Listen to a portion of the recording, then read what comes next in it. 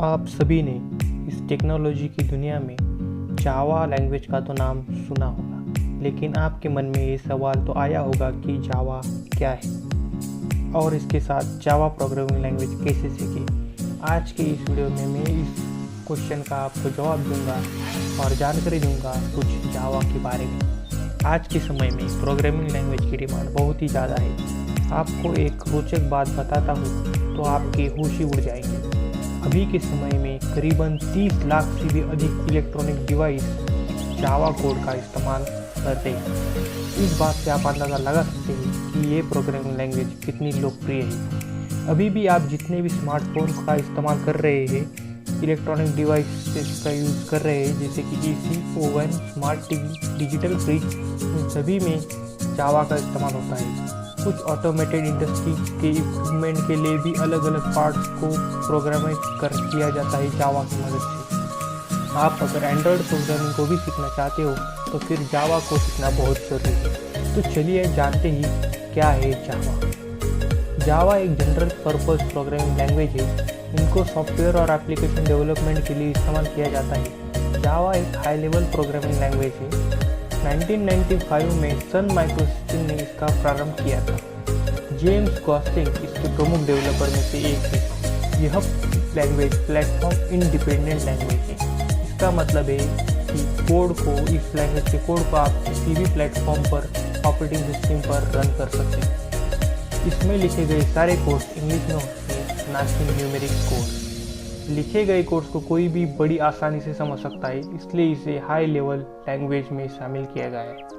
ये language object oriented programming के concept को फॉलो करती है, जैसे कि C++ लैंग्वेज के फंडामेंटल को इसमें यूज़ किया गया है। प्रोग्राम को लिखने के लिए कुछ रूल्स को फॉलो किया जाता है, जिसको हम सिंटैक्स बोला जाता है। बिना सिंटैक्स के प्रोग्राम लिखने से एरर निकलता है। जैसे आप जब भी कभी इंग्लिश लिखते हो तो उसमें अगर आप ग्रामर के रूल्स को फॉलो नहीं करते तो वो लैंग्वेज वहाँ पर गलत मानी जाती है। यही इसी तरह से सिंटेक्स को फॉलो करना ही बहुत ज़रूरी होता है। अब जानते हैं जावा का यूज़ क्या है। इस कंप्यूटर प्रोग्रामिंग लैंग्वेज का एक ही मकसद है, इसमें जो भी कोड लिखा गया है वो सारे कंप्यूटर्स में रन होना चाहिए, चाहे वो दोनों मशीन एक जैसे हो या ना हो।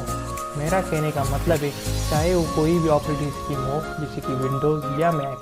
जैसे एक उदाहरण के तौर पर C++ में लिखा गया कोड कभी भी दूसरे मशीन में एक जैसे एग्जीक्यूट नहीं होता। जैसे कि विंडोज़ में लिखा गया कोड कभी भी मैक ऑपरेटिंग सिस्टम में रन नहीं होता, लेकिन यह जावा के मामले में गलत है। वेब बेस्ड प्रोग्रामिंग और एप्लीकेशन सॉफ्टवेयर बनाने के लिए इसका इस्तेमाल किया जाता है। एंड्रॉयड के जितने भी ऑपरेटिंग सिस्टम हैं, जैसे कि किटकैट, लॉलीपॉप, ओरियो, ये सभी इसी प्रोग्रामिंग लैंग्वेज से डेवलप किए गए हैं। आज के समय में जितने भी वेब पेजेस थे वो सभी जावास्क्रिप्ट पे चलते हैं। आपके मन में ये सवाल होगा कि कोड एग्जीक्यूट कैसे हो, तो जावा प्रोग्राम का कोड कैसे रन होता है, आइए जानते हैं। ये लैंग्वेज कोड को रन करने के लिए एक एब्स्ट्रैक्ट कंप्यूटिंग मशीन का इस्तेमाल किया करता है, जिसका नाम जावा वर्चुअल मशीन है। इसको समझना आपके लिए बहुत ज़रूरी है। तो जावा वर्चुअल मशीन क्या होता है? इसका शॉर्ट फॉर्म है JVM। यह एक वर्चुअल कंप्यूटर है जो सारे जावा प्रोग्राम को रन करवाता है। जब एक प्रोग्राम लिखा जाता है उसी को सोर्स कोड बोला जाता है। इसी सोर्स कोड को जावा कंपाइलर की मदद से कंपाइल करके बाइट कोड जनरेट किया जाता है। इस बाइट कोड को एग्जीक्यूट करने के लिए JVM को इस्तेमाल किया जाता है। JVM के अंदर जावा इंटरप्रेटर रहता है, वही प्रोग्राम को रन करवाता है। एक बात जान लिए, जितने भी कंप्यूटर जावा प्रोग्राम को रन करते हैं उन सभी में सबसे पहले JVM इंस्टॉल रखा होता है, इसीलिए ये कोड सारे कंप्यूटर में चलता है। इसी वजह से जावा एक प्लेटफॉर्म इंडिपेंडेंट लैंग्वेज है।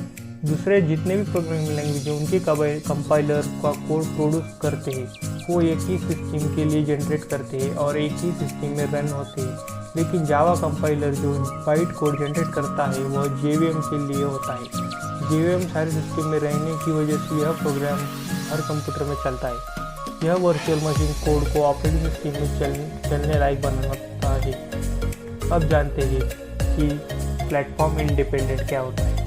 इसके नाम से ही शायद आपको समझ में आता है कि प्लेटफॉर्म के ऊपर डिपेंडेंट नहीं रहना। यहाँ पे प्लेटफॉर्म मतलब ऑपरेटिंग सिस्टम, जैसे विंडोज़, लिनक्स, मैक्स, एंड्रॉयड। जब हम प्रोग्राम लिखते हैं या कोई सॉफ्टवेयर बनाते हैं तो वो सारे ऑपरेटिंग सिस्टम पर प्लेटफॉर्म पे चलते हैं, लेकिन कुछ प्रोग्राम्स होते हैं जो बस एक ही कंप्यूटर या ऑपरेटिंग सिस्टम पे चलते हैं। प्रोग्राम को प्लेटफॉर्म डिपेंडेंट प्रोग्राम कहते हैं। अगर कोई ऐसा प्रोग्राम है जो कोड दूसरे सारे प्लेटफॉर्म पर चलता है, चलने का मतलब रन होता है, तो उसे प्लेटफॉर्म इंडिपेंडेंट कोड कहते हैं। इसका मतलब यही है कि जावा एक ऐसी प्रोग्रामिंग लैंग्वेज है जिसका कोड सारे क्रॉस प्लेटफॉर्म पर भी चलता है। एक कहावत है, राइट वंस रन एनीवेयर। तो चलिए अब बात करते हैं कहाँ इसका इस्तेमाल किया जाता है। तो जानते हैं जावा को बनाने का मकसद क्या था। यूज़ ऑफ जावा, आपको पता होगा पहले जितने भी प्रोग्रामिंग लैंग्वेज है वो और थे वे सारे प्रोसीजरल स्ट्रक्चर को फॉलो करते। इसके बाद आया ऑब्जेक्ट ओरिएंटेड कॉन्सेप्ट। मुझे खुशी है कि आज के समय में ऑब्जेक्ट ओरिएंटेड पूरी प्रोग्रामिंग इंडस्ट्री को ही बदल डाला है। यह प्रोग्रामिंग लैंग्वेज भी इसी कंसेप्ट को फॉलो करता है। आप सोच रहे होंगे कि इसकी सारी कंप्यूटर लैंग्वेज है, फिर भी इसमें क्या खासियत है। अभी के समय में आप जानते हैं कि इंटरनेट एप्लीकेशन का कितना डिमांड चल रहा है, चाहे वो ऑनलाइन वीडियो इमेज एडिटिंग हो, चाहे कुछ ऑनलाइन कन्वर्ट करता है जैसे कि Word to PDF, zip to RAR file बनाना, यह सभी इसकी ही बदौलत है। आजकल ऑनलाइन फॉर्म भरना ऑनलाइन कैलकुलेटर से भी जावा की मदद से ही संभव हुआ है। इंटरनेट में जावा दूसरे वेब बेस्ड लैंग्वेज के साथ मिलकर काम करता है। मतलब साफ है कि इंटरनेट एप्लीकेशन और टूल्स डेवलप करने के लिए इसको बनाया गया है। अगर हम दूसरे लैंग्वेज के साथ तुलना करें तो यह बड़ी आसानी से इंटरनेट में एग्जीक्यूट होता है। इसमें प्रोग्राम लिखना बहुत ही आसान है। जावा का इतिहास, अब जानते हैं हिस्ट्री ऑफ जावा। इसका इतिहास बड़ा ही मज़ेदार है, इसलिए आपको ये जान लेना अति आवश्यक है कि इसकी शुरुआत ग्रीन टीम से हुई थी। जावा टीम के मेंबर्स को ग्रीन टीम बोला जाता था। इस टीम का बस एक ही मकसद था कि एक ऐसी लैंग्वेज बनाई जाए जिसे इलेक्ट्रॉनिक डिवाइस जैसे सेट टॉप बॉक्सेस, टेलीविज़न को प्रोग्राम किया जा सके। उस दौर में यह एक एडवांस कंसेप्ट था, लेकिन यह आगे चल के इंटरनेट के लिए ज़्यादा मददगार साबित हुआ। कुछ समय बाद नेटस्केप के साथ टेक्नोलॉजी में ये मिल गई।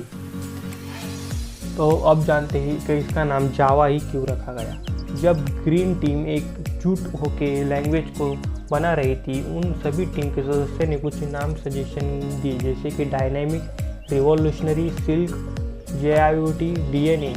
वो चाहते थी कि कोई ऐसा नाम हो उनकी टेक्नोलॉजी को रिप्रेजेंट करे, कोई ऐसा नाम हो जो रिवॉल्यूशनरी हो, डायनेमिक, लाइब्रेरी पूल यूनिक हो। जेम्स गॉसलिंग के मुताबिक आखिर में दो नाम सजेशन थे, एक था सिल्क और दूसरा था जावा। ग्रीन टीम को जावा नाम काफ़ी यूनिक लगा, आखिर ये नई नाम रखा गया। जावा इंडोनेशिया का एक आइसलैंड का नाम था जहाँ सबसे पहले कॉफ़ी प्रोड्यूस हुआ था। सन माइक्रोसिस्टम में उसका डेवलप किया गया था। अभी ये ओरेकल कॉरपोरेशन का एक पार्ट है। JDK 1.0 को जनवरी 1996 में रिलीज़ किया गया था। तो दोस्तों ये था जावा के बारे में। तो मुझे आशा है आपको जावा प्रोग्रामिंग के बारे में अच्छी सी जानकारी मिल गई होगी। अगर आपको वीडियो पसंद आता है तो ज़रूर वीडियो को लाइक, चैनल को सब्सक्राइब और कमेंट में ज़रूर बताना आपको वीडियो कैसा लगा। मिलते हैं नेक्स्ट वीडियो में, तब तक के लिए बाय, टेक केयर।